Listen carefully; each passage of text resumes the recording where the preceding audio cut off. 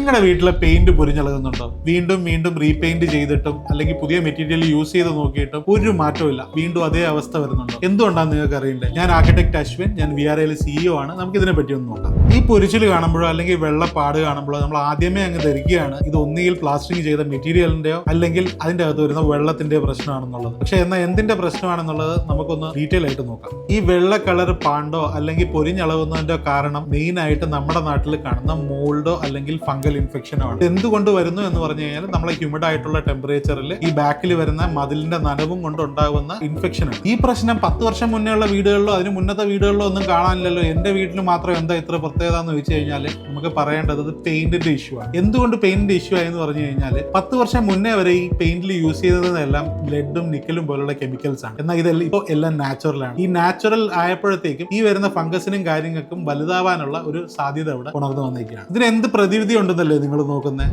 നമ്മൾ സാധാരണ ഇങ്ങനെ ഒരു കാര്യം കാണുമ്പോൾ ആദ്യം നമ്മൾ ചെയ്യുന്നത് ഇതിനെ ആദ്യം സ്ട്രിപ്പ് ചെയ്ത് കളഞ്ഞ് അതിൻ്റെ അകത്ത് വാട്ടർ പ്രൂഫ് അടിക്കാനും അതിന്റെ മുകളിലേക്ക് വീണ്ടും ചെയ്ത് ഇരട്ടി പണിയാണ് നമ്മൾ ചെയ്യുന്നത്. അതിന് പകരം ഒരു ചെറിയ കാര്യം ചെയ്താൽ അടിച്ചേക്കുന്ന പെയിന്റും പുട്ടിയും കംപ്ലീറ്റ് സ്ട്രിപ്പ് ചെയ്ത് കളഞ്ഞ ശേഷം അതിന്റെ അകത്ത് ആന്റി ഫംഗൽ കോമ്പൗണ്ടുകളും അത് കഴിഞ്ഞിട്ട് നല്ല ക്വാളിറ്റിയുള്ള അക്രിലിക് ഇമൽഷനോ അല്ലെങ്കിൽ ആന്റി ഫംഗൽ പ്രോപ്പർട്ടിയുള്ള ഇമൽഷനോ അടിച്ച് ചെയ്യേണ്ടതാണ്. ഇത് ഇടയ്ക്കിടയ്ക്ക് മെയിൻറ്റെയിൻ ചെയ്യുന്നുണ്ടോ എന്ന് നോക്കാൻ പറ്റിയാൽ ആന്റി ഫംഗൽ കോമ്പൗണ്ടുകൾ നിങ്ങൾ അതിന്റെ മുകളിൽ സ്പ്രേ ചെയ്താൽ നന്നായിരിക്കും. നമ്മളിപ്പോൾ ഒരു പ്രോബ്ലം കണ്ടു കഴിഞ്ഞാൽ അതിന്റെ കോസ് ഐഡന്റിഫൈ ചെയ്യുന്നതാണ് അതിന്റെ മെയിൻ ആയിട്ട്. നമ്മൾ അതിന്റെ കോസ് ഐഡന്റിഫൈ ചെയ്ത് ആ കോസിനെയാണ് നമ്മൾ ട്രീറ്റ് ചെയ്യേണ്ടത്. അല്ലാതെ പുറത്ത് കാണുന്ന ഒരു പെയിന്റ് ഇഷ്യൂ വന്നപ്പോൾ അതിനെ സ്ട്രിപ്പ് ചെയ്ത് കളഞ്ഞ് വീണ്ടും പെയിന്റ് അടിച്ചു കഴിഞ്ഞാൽ വീണ്ടും അതുപോലെ തന്നെ ആവും. കാരണം ആ ഫംഗസിന്റെ എലിമെന്റുകൾ ഇപ്പോഴും അതിന്റെ അകത്ത് തന്നെയുണ്ട്, അത് വീണ്ടും വളരാനുള്ള സാധ്യതയുണ്ട്. ഇതിനെപ്പറ്റി നിങ്ങൾക്ക് എന്തെങ്കിലും അഭിപ്രായം പറയാനുണ്ടോ? ഉണ്ടെങ്കിൽ നമ്മുടെ കമന്റിൽ ഒന്ന് പറഞ്ഞു.